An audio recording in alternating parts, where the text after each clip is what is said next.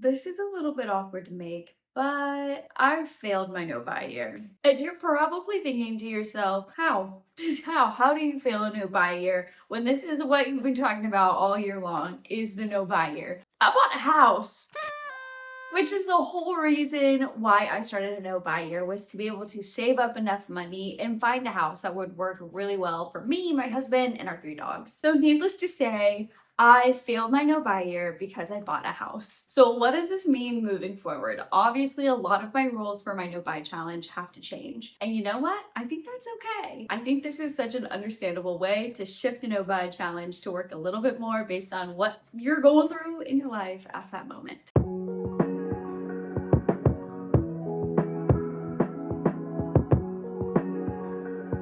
Pulling up my list of no buy challenge rules. A lot of them are going to be staying the same. So some of the ones staying the same are no buying new makeup or skincare products until I completely finish what I already have on hand, which some of you guys may know that I've been doing Project Pan and documenting that series entirely on YouTube as well. So if you want to see more of those videos, you can check that out on my channel. And so far, so good. On the makeup and skincare side of things, I've only bought things that I've fully used up previously. So no new makeup has been purchased, though I am due for a setting powder. So if you know a good invisible translucent setting powder, let me know in the comments because I'm on the hunt. And so far I'm good on skincare as well. I still have face wash and I still have moisturizer and a couple of different serums that I need to power through. On the same note as that, no backup products. I have been a victim in the past of seeing something on sale and buying maybe more than one product or buying a product that I know I like before I actually need that product as like a backup for when I finish the original product.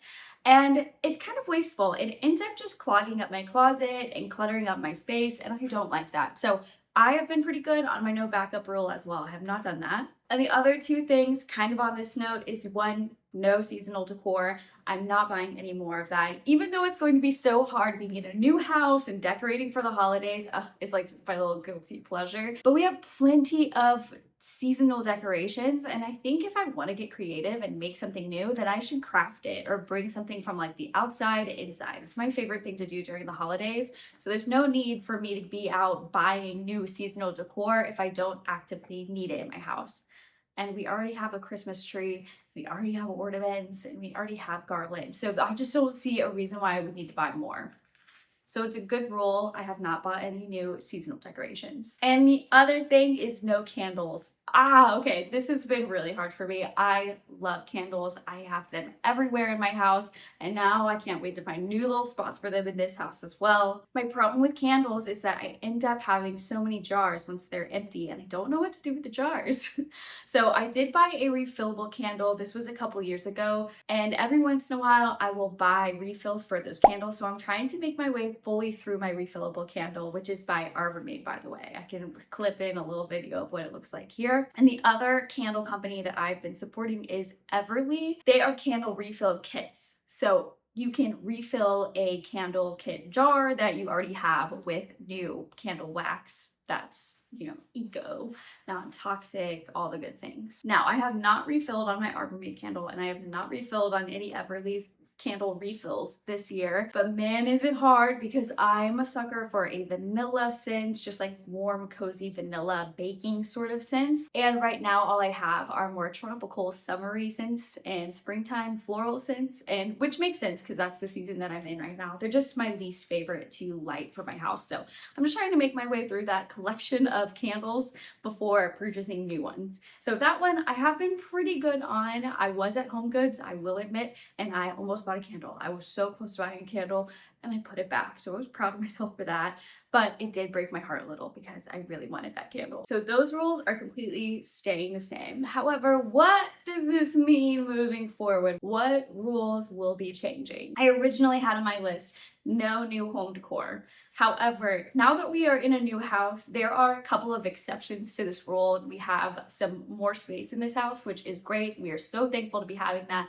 However, that does mean there are spots in this house that, need some furniture to fill the space, or maybe need a couple of frames to fill with personalized artwork in it. And I think some of this is gonna be like a case by case basis, depending on the room. But I think a good rule of thumb here is that I wanna be living in the house for at least 30 days, 1 month before deciding to add on any additional home decor. I feel like that will give enough time for me to realize where are the spots in the house that actually need something rather than just trying to fill up empty spaces before realizing that, you know, it's not functional there or we didn't actually need it to begin with. Now I have a couple of things I'm gonna need. Like I don't have a shower curtain, so the upstairs bathroom in this house is just like when you take a shower, just the water goes everywhere. So a shower curtain is needed. That doesn't have to wait 30 days, but anything else totally should be waiting 30 days to figure out what is needed in this house. A couple of other things that I feel like might be needed for this house, but again, can wait the 30 days, is things for storage and organization. So finding shelves or baskets and buckets to organize like our pantry now that we have an actual walk-in pantry, which is just incredible because before I had all of our food just in a random cupboard, like one that you would put plates in. It was hard to reach things as a short girl. So I'm excited to have something that is a little bit more accessible for me. Okay, the other thing that needs a little bit of updating here, this is not necessarily because of buying a house, but it's just because I realized that I was really failing at this part of my no buy challenge, is I originally said I was only gonna eat out 2 times a week. This is hard because I also live so close to family. The family eats out. We've had special occasions. It was my niece's 6th birthday, so obviously we ate out for that. We had some family coming in town helping with all the move stuff. So we were eating out a lot during all of this like packing stuff happening here. I realized eating out twice a week is just a little bit hard to do. So I think the way that I'm going to try and adjust this moving forward is 2 dinners a week. So that would be like a Friday night dinner and a Saturday night dinner to eat out, and then maybe include like a breakfast or a lunch. So like a Saturday breakfast or lunch or Sunday breakfast or lunch. I need to get a little bit better about making sure that my grocery lists have enough food that can last me through the weekend, at least for like snacks and things. Because the problem is when I reach the weekend and I'm like, oh, I ate all my snacks for the week. I ate all of my meal prepped food for the week. And then I'm hungry. And then I end up going out and buying something because I'm like, I'm just too hungry. I can't think about it anymore. I need to go buy some food. I'm thinking that my schedule might be kind of best if I work around going grocery shopping on Saturday mornings, because then I can eat out on Friday night. I can plan to eat out on Saturday night, but then by the time I'm at the grocery store on Saturday, I can plan to have an iced coffee and a pastry in the morning. Then I go grocery shopping, and then I still have snacks and food, and then I can plan for what I'm going to be eating Sunday night as well. So that is my thought on that. But if you have any suggestions, let me know, because the eating out part has been the hardest problem, the hardest struggle, the hardest challenge for my no buy year. That's been the hardest. That is my update on my no buy year. I just needed everybody to know things are shifting in this household. Mostly the house itself has been shifted. It's a completely different house, which is exciting, but it means that my no buy challenge needs to be updated to accommodate the fact that, hey, I moved. And if you are also doing a no buy challenge, no buy year, no buy month, no buy week, I have a template. Okay, I have a Notion template. It's totally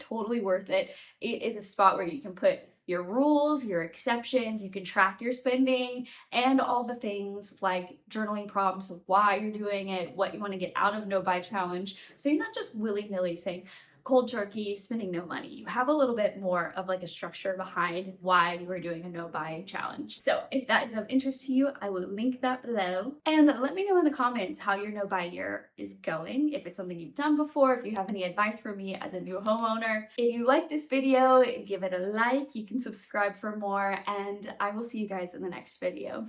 Bye!